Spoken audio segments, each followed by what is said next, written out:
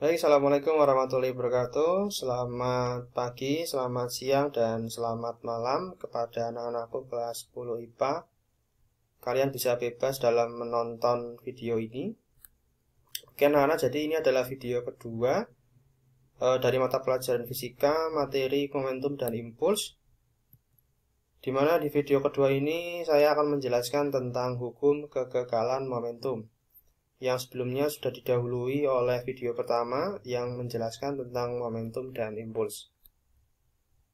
Oke, langsung saja. Jadi hukum kegagalan momentum, saya akan menjelaskan kalian dimulai dari sebuah ilustrasi. Ini adalah sistem yang terdiri dari dua benda yang saling bertumbukan. Jadi sistem ini terdiri dari benda satu dan benda dua yang kita sebut nanti sebagai anggota sistem, ya. Jadi ini sistem, ini anggotanya.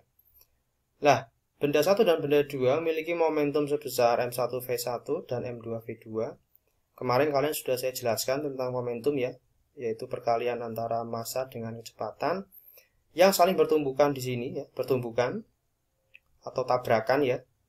Dan fenomena setelah tumbukannya adalah seperti ini. Jadi benda satu dan benda dua berbalik arah dengan momentum akhir, ya, ini ditandai dengan tanda aksen di variabel v. Itu artinya kecepatan mengalami perubahan, baik itu arah maupun besar, ya, karena v adalah besaran vektor.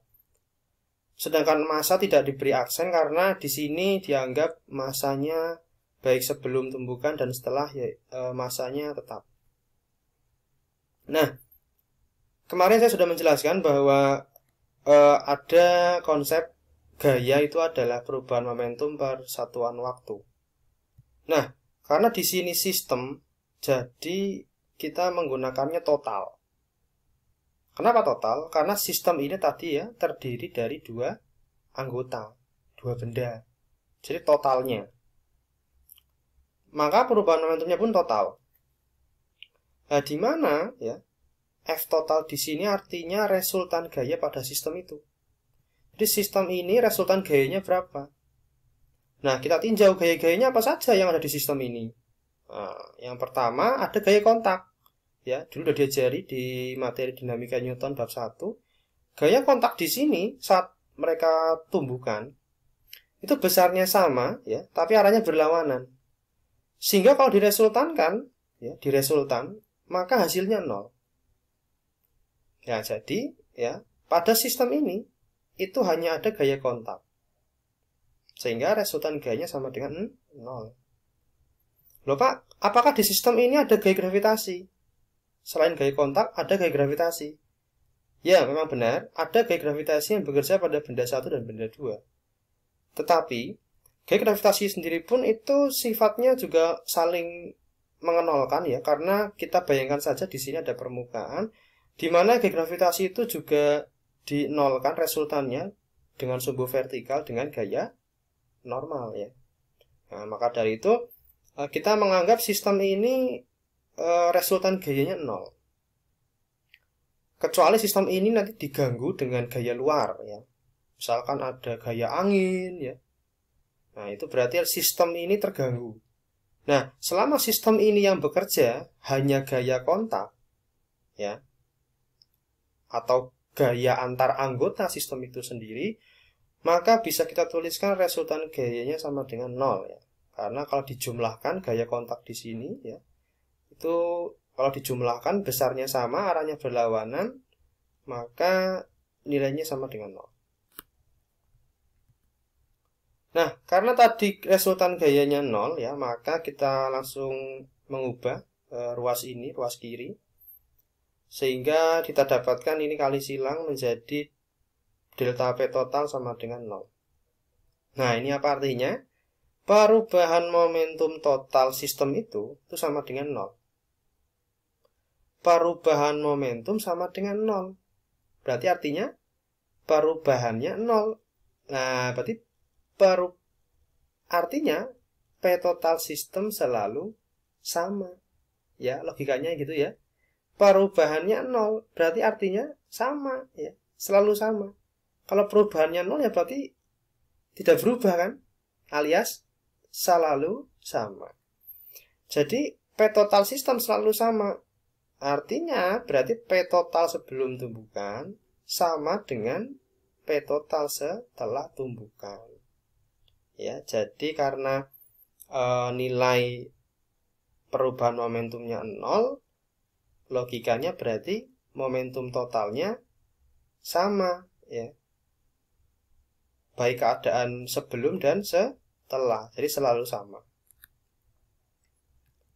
Nah, akhirnya kita bisa simpulkan, jadi momentum total sebelum tumbukan sama dengan momentum total sesudah tumbukan. Nah, momentum total di sini tadi saya sudah jelaskan di awal, total itu berarti sistemnya. Nah, sistem itu terdiri dari 2 benda. Kalau sistemnya ada 3 benda, 4 benda, ya nanti ditambah P1, P2, P3, P4, P5, dan seterusnya. Nah, karena tadi sistemnya cuma ada 2 benda, ya berarti momentum 1 tambah momentum 2, ya. Begitu pula yang ruas kanan, ya, momentum benda 1 akhir ditambah momentum benda 2 akhir, ya. Di sini akhir itu maksudnya sudah tumbukan. Nah, ini matematis bisa kita turunkan menjadi persamaan berikut, ya. Sehingga inilah yang disebut dengan hukum kekekalan momentum. Contoh soalnya, ada 2 benda, ya, A dan B, dengan massa yang A 4 kilo dan yang B 5 kilo. Di sini ukuran bendanya keduanya terlihat sama, ya, tapi mungkin kita tafsirkan benda B lebih padat, ya, jadi massanya juga besar. Yang A kecepatannya 6 ke kanan, yang B tidak diketahui. Dan setelah tumbukan, ini juga gambar itu, ya, gambar vektornya juga keliru ini. Karena ini 4, ini 6, besarnya terlihat sama, ya, ya tidak apa-apa lah. Soalnya soal ini saya download dari edutafsir.com. Nah, ini tabrakan dan mengakibatkan kedua benda berlawanan, ya, geraknya. Yang A 4 ke kiri, yang B 2 ke kanan. Nah, sekarang kita bagaimana mencari kecepatan benda B sebelum terjadi tumbukan. Nah, kita perhatikan bahwa sistem ini ada 2, ya, ada 2 benda. Dan tidak ada gaya luar yang mengganggu. Jadi dalam sistem ini, itu hanya ada gaya kontak. Nah, berdasarkan penjelasan dan konsep tadi, kalau sistem ini hanya ada gaya kontak saja antar A dan B, tidak ada gaya luar yang mempengaruhi atau ikut mengganggu, berarti hukum kekekalan momentum dapat kita gunakan, ya, atau hukum kekekalan momentumnya berlaku. Jadi ada syaratnya, ya, gitu. Itu konsepnya. Maka kita masukkan persamaan hukum kekekalan momentum seperti ini, kita masukkan variabel-variabelnya.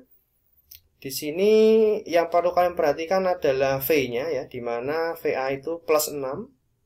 Kenapa plus 6? Karena kecepatan A 6 ke kanan, ya. Nah, kalian perhatikan yang ini, ya. Kenapa ini VA aksen nilainya minus 4? Nah, karena benda A itu bergerak ke kiri. Besarnya 4.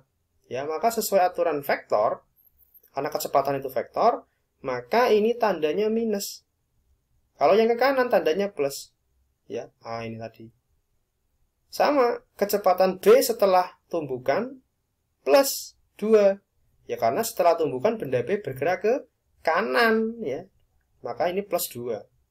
Jadi sekali lagi kalian harus hati-hati dengan tanda vektor pada variabel kecepatan, ya. Plus dan minusnya diperhatikan. Plus mungkin bisa ditafsirkan arah ke kanan, minus berarti arah ke kiri. Kalau pada sumbu vertikal berarti plus itu ke atas, minus ke bawah. Oke. Nah, kalian akan bisa di matematis sendiri dan kita temukan kecepatan B adalah minus 6 meter per sekon. Nah, di sini tanda minus berarti artinya apa? Benda B bergerak ke kiri. Ya, sesuai kan dengan ini? Cocok kan, ya? Cocok. Ya, sama kan? Nah, jadi ketika ngitung loh, kok ketemunya minus? Ya tidak apa-apa, karena sesuai dengan fenomenanya. Ya, benda B sebelum tumbukan bergerak ke kiri. Maka ketika dihitung pun secara matematis akan muncul tanda minus. Oke, paham ya? Nah, selanjutnya silakan kalian mengerjakan tugas ini yang saya berikan ya. Tugas 3D seperti biasa. Dikerjakan, difoto, dan diupload ya. Jadi ini ada fenomena tumbukan pada apa ini? Ayunan ya. Maaf, bandul ya. Bandul ya tergantung ditumbuk oleh peluru ya. Nah, silakan kalian mengerjakan ini. Clue dari saya, kalian mengerjakan dengan dua konsep. Karena apa? Karena di sini ada fenomena di mana peluru dan bandulnya terangkat. Nah, saya berikan clue-nya. Jadi di sini terjadi hukum kekalahan energi mekanik yang sudah dibahas di bab sebelumnya. Kalian gunakan hukum itu untuk mencari kecepatan peluru dan bandulnya setelah tumbukan dulu. Jadi V aksennya dicari dulu. Di sini kenapa V aksen ya? Karena kecepatan peluru dengan bandul jadi satu, maka bisa disamakan dengan V aksen.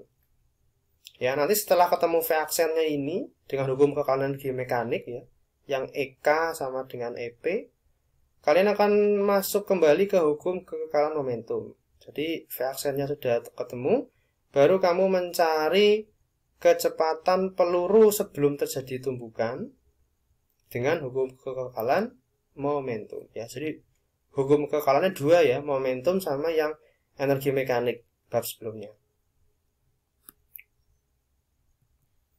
Soal nomor 2, di sini yaitu fenomena tumbukan juga, tetapi lebih kontekstual, di mana ada perahu yang dinaiki nelayan sama anaknya, ya ini anaknya. Nah, di sini kejadiannya, ya kejadian tumbukannya adalah saat anak ini meloncat, ya melompat. Tetapi sebelum fenomena itu, perahu ini tersangkut jaring ikan sehingga melambat. Nah, di sini ada konsep lagi GLBB ya. Jadi kamu, kalau dari saya silakan kalian mencari dulu kecepatan perahu setelah diperlambat. Diperlambat dengan perlambatan 0,05. Setelah 2 menit ini ya, setelah 2 menit. Nah, jadi kalian gunakan kembali, ingatkan kembali konsep GLBB waktu semester 1.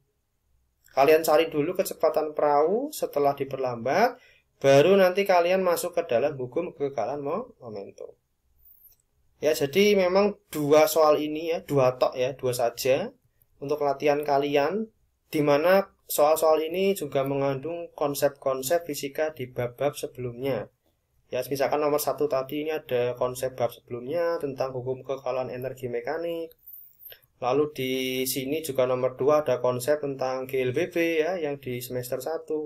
Jadi biar kalian juga tidak lupa, oke? Oke, silakan dikerjakan dua soal ini. Nanti setelah soal ini dikerjakan, silakan difoto dan diupload di e-learning kalian ya. Nah, yang ini ya, diupload di sini di e-learning kalian. Saya rasa kalian sudah familiar dan tahu bagaimana sistem ini. Silakan masukkan username dan password kalian dan nanti diupload di menu jawaban soal hukum kekalahan momentum. Oke, seperti itu ya. Silakan dikerjakan, manfaatkanlah waktu liburan dengan baik. Semoga sukses. Terima kasih. Assalamualaikum warahmatullahi wabarakatuh.